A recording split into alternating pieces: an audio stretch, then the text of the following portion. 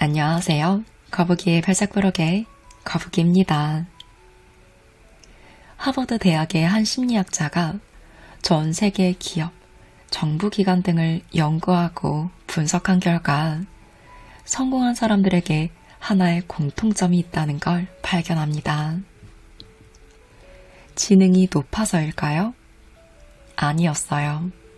바로 탁월하게 감성지수가 높았다는 건데요.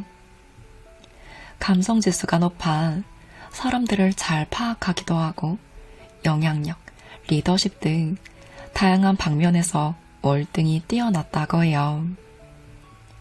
하버드 대학 교수 데니얼 골먼은 감성지수를 높이면 인간관계, 개인 능력 등 여러 방면에서 우리의 삶을 풍요롭게 완전히 바꿀 수 있다고 말합니다. 오늘은 우리의 삶을 성공으로 이끄는 감성지수란 무엇인지, 그것을 이용해 어떻게 사람의 마음을 간파하며 감성지수를 높일 수 있는지 쉬센장 저자의 하버드 100년 전통 감성 수업과 함께 이야기해 볼게요.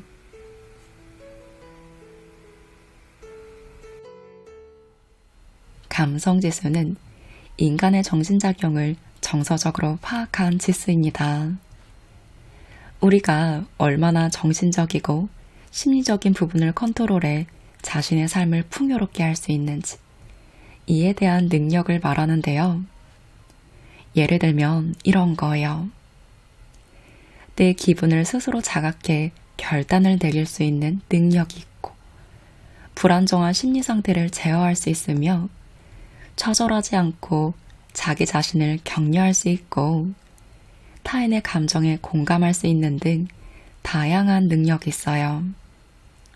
그럼 우리가 평소에 하는 마음 공부도 감성지수를 높이는 데 도움이 된다고 할 수 있겠죠.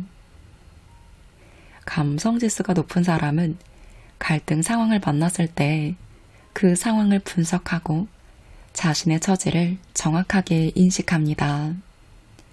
그리고 자신이 대응할 수 있는 감성을 적절하게 발휘해 문제를 해결하고 신뢰를 얻습니다. 감정적인 것에 대응하고 자제하며 그 동시에 다른 사람에 대한 공감과 이해를 이끌어내는 것입니다. 우리가 힘들어하는 것 중 하나인 인간관계도 이 감성지수가 높은 사람은 쉽게 어울리고 쉽게 정보를 얻고 호감형이 됩니다. 감성지수가 높은 사람은 복잡한 관계 속에서도 혼란스러워하지 않아요. 행동이나 심리 상태에 따라 상대방의 감정을 먼저 파악하고 그에 걸맞게 대응합니다. 그럼 어떻게 사람을 파악할까요? 몇 가지 알아볼게요. 먼저 옷차림입니다. 여러분, 옷차림이 사람의 성격과 심리를 말해준다는 거 알고 계셨나요? 제2의 피부라고 불리는 옷은 몸을 보호하는 기능뿐만 아니라 성격과 심리 상태를 대변합니다. 옷으로 자신을 드러내는 것이죠. 사람은 옷을 입고 액세서리를 착용하면서 자아를 노출합니다. 개성에 따라 옷차림이 달라지는데요. 심리 상태와 미적 특징 및 성격까지 파악됩니다. 이렇게 겉모습에 노출되는 자아를 심리학에서는 확장된 자아라고 합니다. 자연스럽게 꾸밈 없이 입는 사람은 침착하고 신중합니다. 성실하고 관대해서 업무나 학습에 진지하게 임하죠. 원칙을 지켜 일하고 책임감도 큽니다. 업무를 안정적으로 솜씨 있게 처리하고 떠벌리는 걸 좋아하지 않아요. 매사에 냉정하고 이성적입니다. 이들의 단점은 창조성이 없고 매력이 부족합니다. 단일한 색의 옷을 자주 입는 사람은 대부분 정직해요. 이성적으로 사고하지만 대신 감성적인 면은 부족합니다. 연한 색을 자주 입는 사람은 대부분 명랑하고 활발합니다. 말하기 능력과 태도가 좋은 편이라 인간관계가 원활합니다. 짙은 색을 자주 입는 사람은 대부분 말하는 걸 그다지 좋아하지 않습니다. 매사에 신중하고 속이 깊죠.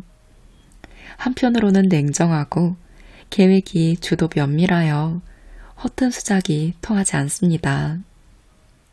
다양한 색상과 독특한 디자인을 자주 걸치는 사람은 허영심이 강합니다. 다른 사람에게 주목받는 걸 좋아해 자기 드러내기를 즐기죠. 이들은 제멋대로인 경향이 있고 독단적으로 결정하는 특징이 있습니다. 스스로 똑똑하다고 여기지만 실제로는 엉성한 편이라 이를 망치는 상황이 잦습니다. 고급지고 화려한 옷을 좋아하는 사람은 허영심이 매우 강한 사람이 많습니다. 과시욕구와 금정욕도 강한 전형적인 물질 숭배자입니다. 동시에 히스테릭한 성격을 가졌을 가능성도 있죠. 유행하는 스타일을 자주 입는 사람은 품위를 중시하지만 자신만의 주장이나 명확한 신비감이 없습니다. 이들은 감정 기복이 크고 줏대 없이 이쪽 저쪽에 빌붙는 성격이 많습니다. 옷차림을 선택할 때 자신이 좋아하는 옷만을 주로 입는 경우가 있는데요. 이런 경우는 외부의 간섭을 받지 않는 사람으로 독립심이 강하고 뛰어난 판단력과 결정력이 있습니다.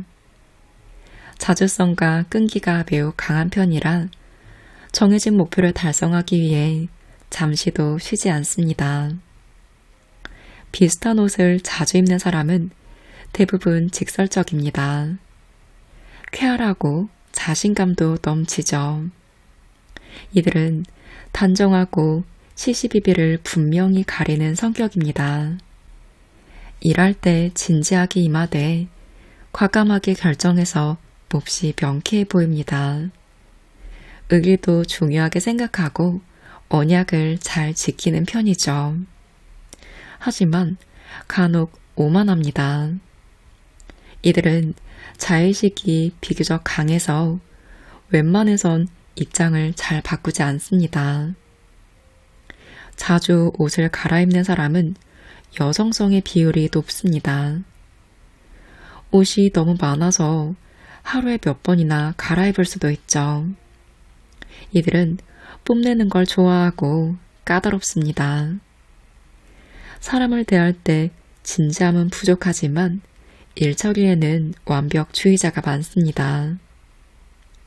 소매가 없는 옷을 좋아하는 사람은 자유분방하고 방탕합니다. 이들은 대부분 목표가 크지 않죠. 눈앞의 이익을 중요하게 여기고 향락주의적 색채가 강합니다. 마음 내키는 대로 하며 낡은 것을 고수하지 않습니다.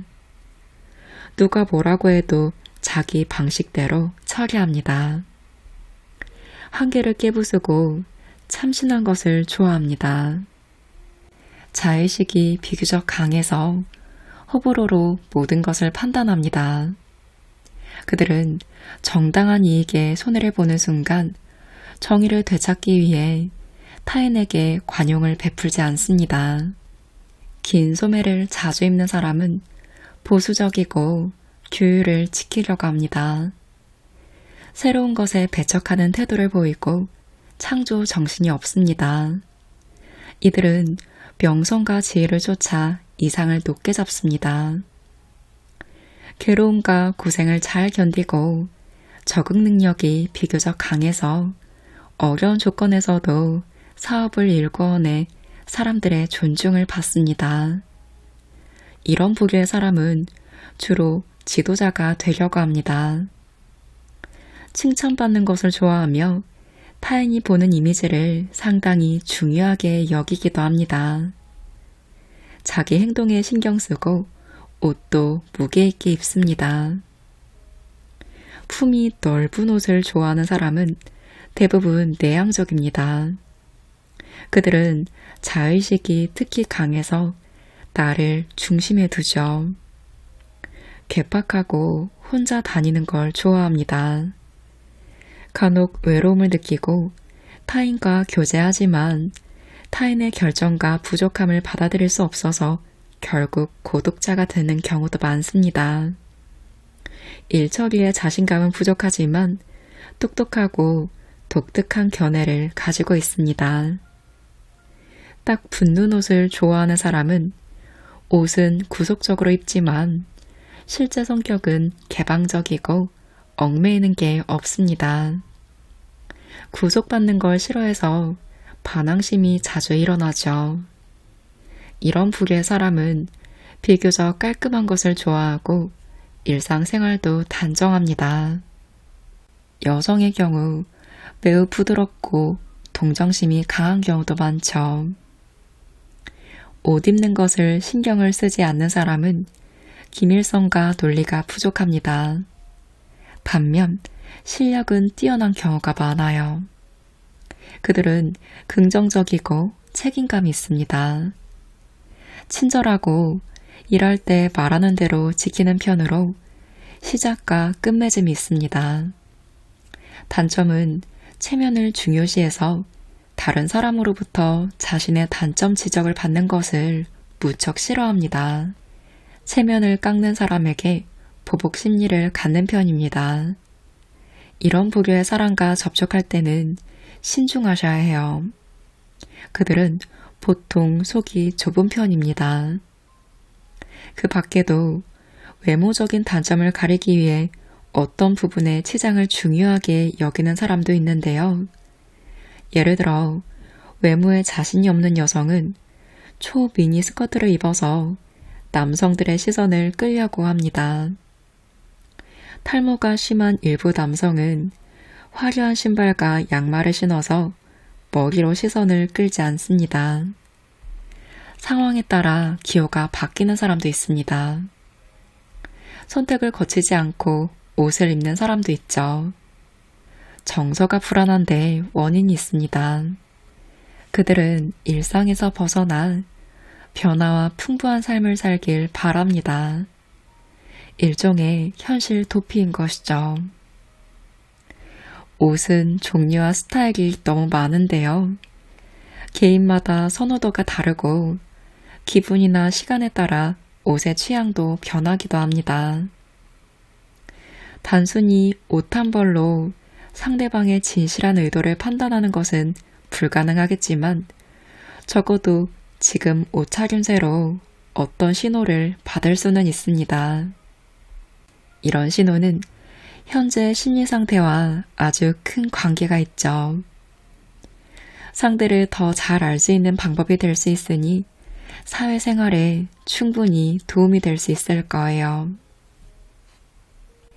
상황과 위치에 따라 그에 따른 복식을 갖춰야 한다는 것은 상식인데요.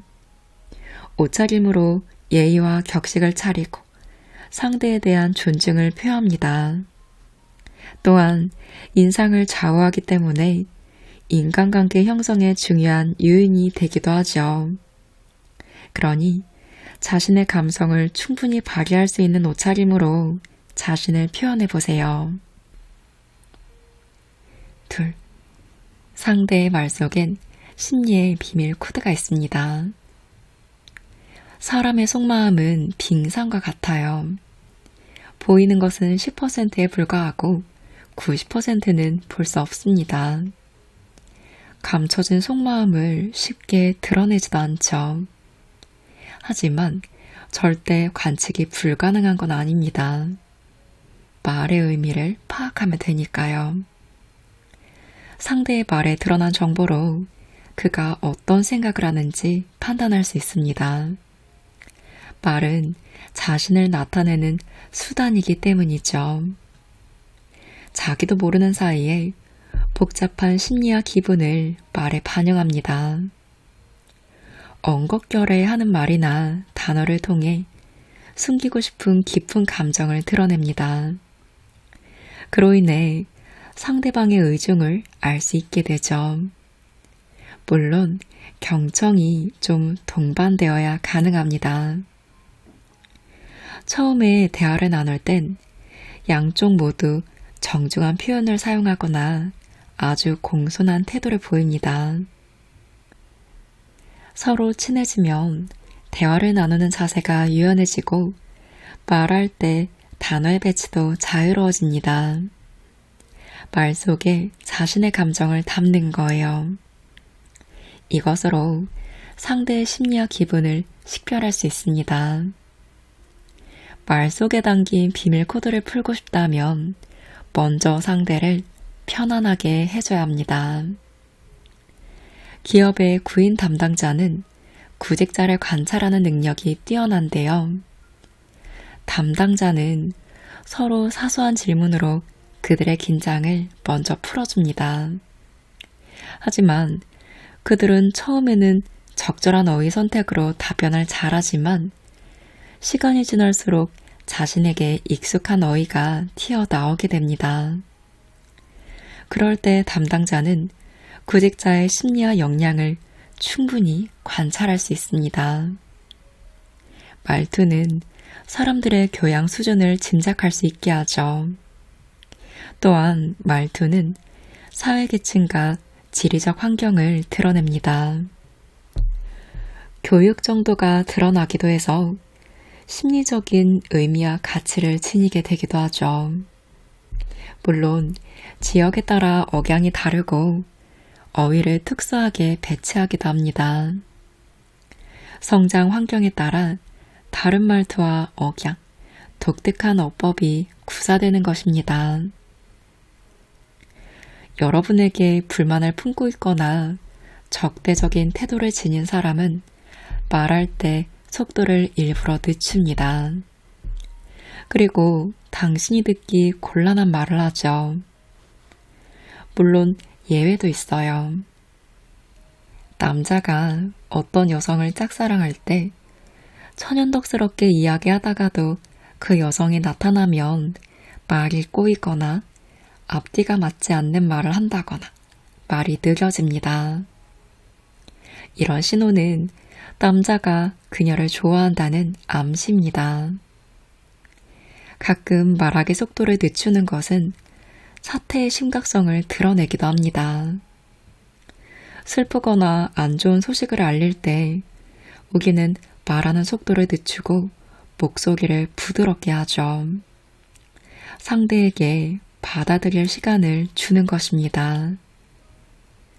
평소 침착하고 느긋하게 말하는 사람이 갑자기 말을 빠르게 할 때가 있어요. 상대의 음량이 뚜렷하게 높아진다면 끝없는 의심과 비방으로 감정이 격해졌다는 뜻입니다. 자기 이익이나 존엄을 지키기 위해 말하는 속도를 빠르게 변경한 것입니다. 다른 예로 매일 제 시간에 귀가하는 남자가 있어요. 하루는 동료의 부추김으로 늦은 밤까지 사무실에서 카드 게임을 했습니다.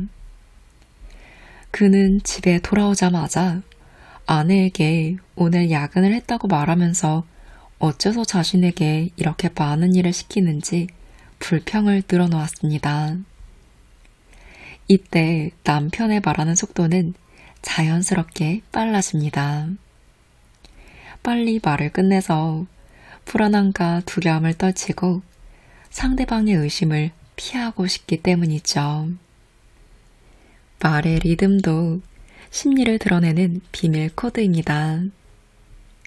자신감이 넘치는 사람은 말할 때 리듬 속에 긍정을 담고 있어요. 자신감이 부족한 사람이나 성격이 연약한 사람은 말하는 리듬이 우유부단합니다. 간혹 이건 다른 사람에게 말하지 마 라고 말하는 사람이 있어요. 타인의 험담이나 결점이 만천하에 퍼지길 내심 바라는 것입니다. 어떤 사람은 말할 때 장황하게 늘어놓는 걸 좋아해요. 어떤 사람은 같은 말을 여러 번 반복합니다. 다른 사람에게 화제를 뺏길까봐 불안한 거예요. 그래서 쉬지 않고 이야기합니다. 최대한 이야기를 빨리 끝내는 사람은 반박받는 걸 두려워합니다. 일부러 이야기의 결과를 흐릿하게 만들어요. 목소리가 단조롭고 리듬이 없다면 상대에게 냉담한 감정을 가졌거나 한마음이 되고 싶지 않다는 표현입니다. 정서적으로 불안할 때도 목소리가 단조로워집니다. 모교하거나 대답하기 귀찮을 때도 말의 리듬감을 잃습니다. 하지만 친한 친구나 친근감 있는 상대와 말할 때는 리듬을 타고 생기 발랄해집니다. 결론적으로 말투에 담긴 정보량은 상당합니다. 감성지수가 높은 사람은 말과 말투로 타인의 기분을 판단하고 정확한 처리 방법을 선택합니다.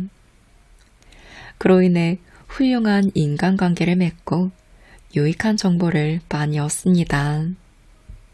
남보다 쉽게 성공의 영역으로 들어서는 것이죠. 말을 한다는 것은 곧 자신을 고스란히 드러내는 것입니다. 겪어보지 않아도 그 사람의 성품이나 성격을 짐작할 수 있죠. 말하기 훈련을 통해 상대방이 호감 가질 수 있는 말투로 바꿔보세요. 듣기 좋은 음성이나 음색은 사람의 기분을 좋게 합니다.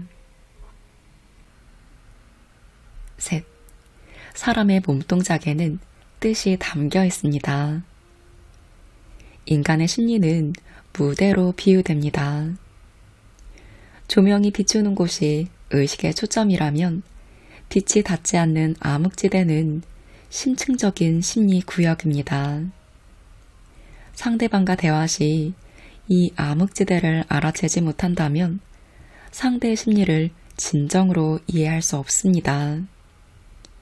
상대의 암흑지대를 꿰뚫어 보려면 말과 함께 표현되는 동작을 이해해야 합니다. 하버드 심리센터 연구원은 얼굴을 마주하고 이야기를 나누는 것에만 의존하지 말고 자세나 태도, 위치와 거리 등 많은 방식으로 소통해야 한다고 말하는데요. 정확하게 말하면 인간 교류의 65% 이상이 비언어의 방식인 신체 언어를 통해 진행된다는 것입니다. 신체 언어는 무의식 중에 일어나는 진실한 반응이라고 할 수 있는데요. 사람들의 특별한 관심을 끌어내지 못하지만 사실상 언어보다 더 많은 정보를 전달합니다. 표리 부동한 사람은 많지만 몸을 마음과 다르게 표현하는 사람은 거의 없습니다. 대화를 나눌 때 무심코 하는 동작을 포착해 상대방의 심리를 알 수 있습니다. 그럼 지금부터 맞은편에 앉은 사람이 어떤 동작을 하는지 살펴보세요. 속마음 그대로 말하는 것인지 아닌지 금방 알 수 있으실 거예요. 한 손으로 턱을 괴고 있는 사람이 있어요. 대화할 때 많은 사람이 이 동작을 취하는데요. 당신의 이야기가 그를 짜증나게 한 것입니다. 상대방은 이 화제가 빨리 끝나길 바라고 있습니다. 자신이 말하고 싶지만 말이 끝나지 않으니 턱을 개며 스스로 통제하는 것입니다. 당신이 그 사람과 이야기를 나누고 싶다면 재미있는 화제를 가지고 찾아가야 합니다. 이야기를 나누는 도중 상대가 턱을 괴기 시작했다면 눈치껏 대화를 끝내거나 그가 흥미를 느낄 만한 화제로 바꿔보세요. 끊임없이 손으로 턱을 매만지는 사람이 있습니다. 이런 사람은 생각하는 걸 좋아하는 사람이에요. 자신만의 세계에 빠져 당신의 이야기를 듣지 않은 경우도 많죠. 믿지 못하겠다면 상대가 턱을 만질 때 내가 방금 무슨 이야기를 했는지 물어보세요. 이런 사람은 대부분 대화 내용과 무관한 생각을 하는 경우가 많아요. 그들은 인간관계에서 해가 없지만 예민한 성격을 지녔기 때문에 대화의 소재를 잘 선택해야 합니다. 자칫 그들의 신경을 자극할 수 있으니까요. 또한 계속해서 귀를 만지는 사람이 있어요. 이런 사람은 조용한 편은 아닙니다. 그들은 말하는 걸 좋아하고 청중이 되길 원하지 않아요. 귀를 만지는 것은 당신의 말에 짜증이 나기 시작했다는 뜻입니다. 이를 참고 자기 기분을 은연중에 통제하는 거예요.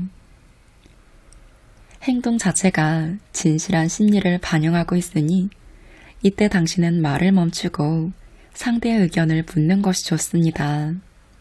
그렇지 않으면 당신의 혀는 헛된 일을 하는 꼴이 될 테니까요.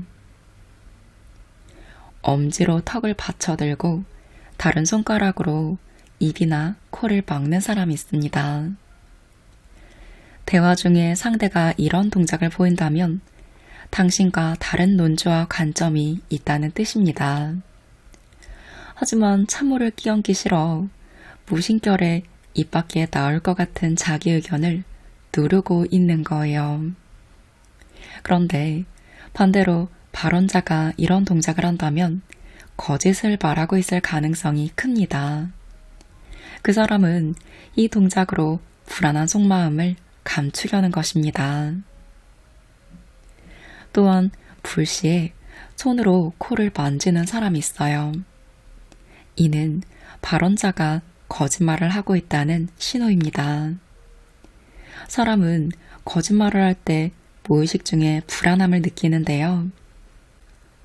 거짓말은 체내 여분의 혈액이 순간 얼굴에 집중되게 해요. 코의 해면체 구조가 몇 밀리미터 팽창합니다. 이때 거짓말을 하는 사람은 코에 불편함을 느끼고 무의식적으로 만지게 됩니다. 거짓말할 때 가장 많이 만지는 것이 바로 코라고 생각하시면 돼요. 시선과 손가락의 방향이 일치하지 않는 사람이 있습니다. 말할 때 눈이 향하는 곳과 손가락이 가리키는 방향이 일치하지 않는다면 사실을 날조하는 것입니다. 진심이 아니기에 사지의 반응이 조화롭지 않은 것이죠. 상대가 이런 동작을 한다면 그가 한 말을 너무 신뢰하지 마세요. 목을 만지고 눈을 자주 깜빡이고 입술을 핥는 사람이 있어요. 이런 강박성을 띤 동작은 자기 발언에 자신이 없다는 심리의 반영입니다. 자신 없는 발언을 작은 동작으로 덮으려는 것인데요. 그에 대한 신뢰를 보류하세요. 대신 그에게 편안한 발언 환경을 만들어줘서 긴장을 풀어주세요. 심리를 반영하는 동작은 이거 외에도 많습니다. 한쪽 입고기를 들어 올리면 무시하고 깔보는 것을 의미합니다. 무의식 중에 중지를 내밀면 질문에 대한 위화감이나 적대감이 있다는 뜻입니다. 한 걸음 물러나거나 팔짱을 끼는 것은 자신 없는 발언에 대한 방어와 물러남의 자세입니다. 엉겁결에 자신의 손을 쓰다듬는 것은 스스로 마음을 편하게 하고 긴장을 없애는 행위입니다. 신체 언어가 상대방의 심리 정보를 전달하는 효과는 아주 강렬합니다. 하버드 심리센터 연구원들은 신체 언어 표현은 무의식을 반영하기에 일부러 통제하기 어렵다고 말해요. 따라서 말할 때 무심코 하는 작은 동작을 간과해서는 안 되겠죠. 상대를 파악하는 유용한 도구입니다. 거꾸로 당신이 파악당할 수도 있고요.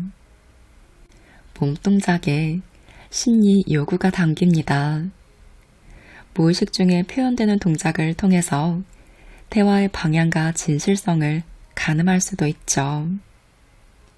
상대방의 속마음과 감정을 엿보는 것은 인간관계에서 아주 유리한 고지를 점령하는 것입니다. 적당히 나서고 물러서야 할 시점을 알 수 있습니다. 습관이 되어버린 자신의 몸동작을 점검해 보세요. 상대방에게 신뢰를 주는 동작을 연구해 보세요. 상대의 자세를 살펴보며 그가 전하는 심리를 분석해 보세요. 상대의 심리를 알아보고 간파하는데 큰 도움이 되실 거예요. 오늘은 시센장 저자의 하버드 100년 전통 감성 수업과 함께 했습니다. 책에는 감성지수의 더 상세한 설명뿐만 아니라 자기 자신의 감정 주인이 되는 법, 그리고 그 방법을 어떻게 효과적으로 내 인생에 반영할 수 있는지 등 감성지수로 인생을 변화하는 방법들이 정리되어 있습니다. 그중 오늘은 사람의 심리를 다양한 방법으로 파악하고 또 내가 인간관계를 잘하기 위해 감성지수를 어떻게 활용해야 하는지도 살펴보았는데요. 저에게는 참 흥미로웠어요.